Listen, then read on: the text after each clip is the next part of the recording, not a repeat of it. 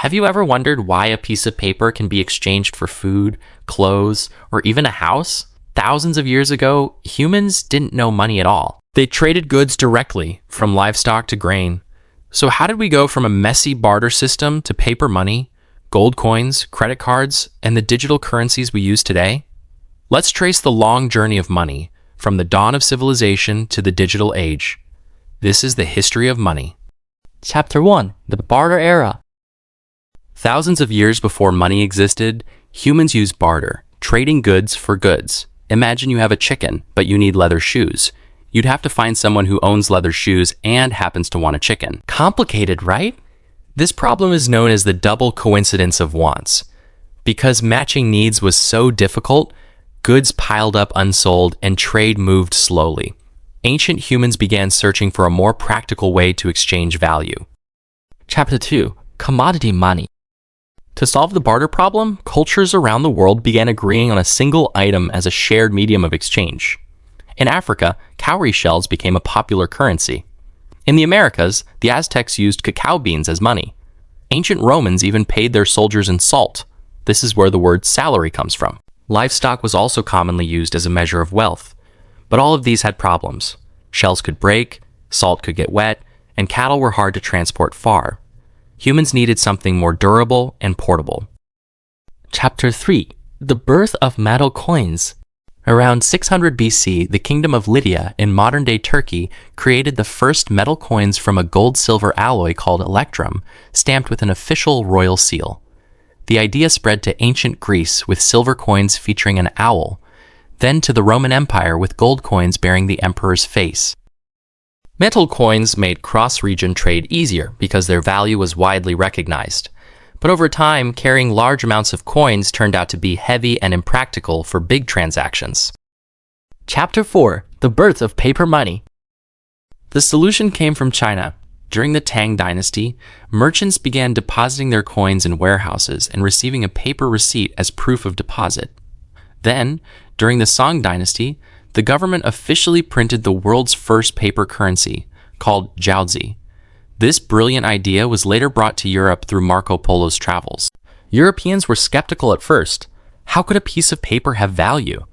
But European banks began issuing their own paper money on the condition that every note could be exchanged for real gold stored in the bank's vault. This system was called the gold standard. Chapter 5. Central banks and the gold standard.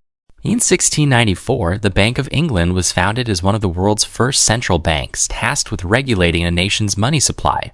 The system spread to many countries, and the gold standard kept the value of money stable between nations. But when major wars broke out, countries began printing more money than their gold reserves could back in order to fund the war. As a result, the value of money fell and inflation soared. The gold standard became harder to sustain, and the world needed a new system. Chapter 6. Fiat money and Bretton Woods. 1944, world leaders gathered at the Bretton Woods Conference. The US dollar was set as the world's reference currency, still backed by gold, and other countries pegged their currencies to the dollar. But in 1971, the US president announced something that changed everything.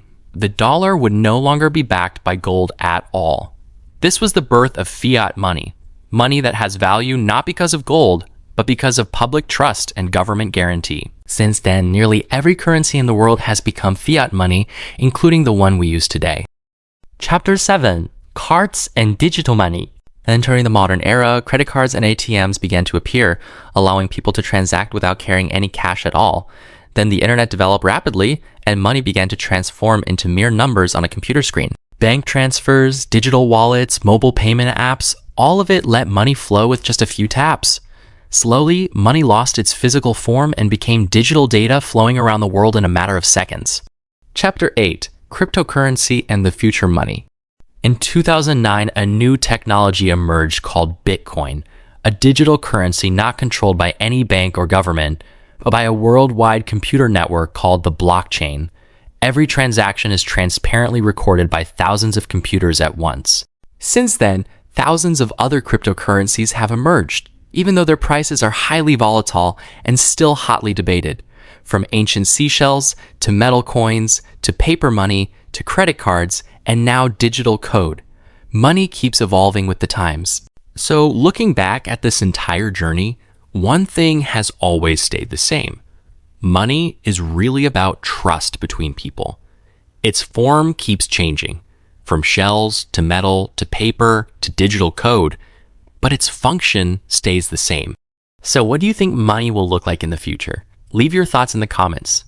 Don't forget to like this video and subscribe to the channel so you don't miss more educational videos like this one. Thanks for watching. See you in the next video.